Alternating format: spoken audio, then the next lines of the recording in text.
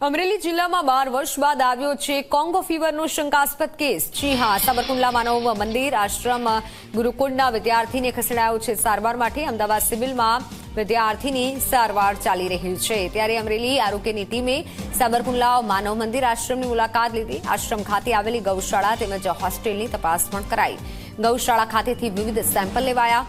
અગાઉ બાબરા તાલુકાના કરિયાણામાં 8 જેટલા કોંગો ફીવર કેસ સામે આવ્યા। ઉપરાંત સાબરકુંડલા લીલિયા ધારી સહિતના વિસ્તારમાં પણ કોંગો ફીવર દેખાયો હતો।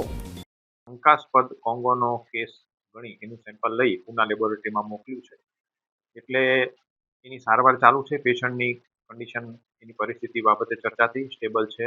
અત્યારે કોઈ વધારે સિરિયસનેસ એમાં જણાતી નથી, પરંતુ તકેદારીના ભાગરૂપે અમારી હેલ્થ ટીમે જ્યાંથી આપણે જે દર્દીને શંકાસ્પદ દર્દી મળ્યો છે એના ક્લોઝ કોન્ટેક્ટ એ 14 વ્યક્તિને તપાસ્યા, એમાં કોઈ લક્ષણો નથી।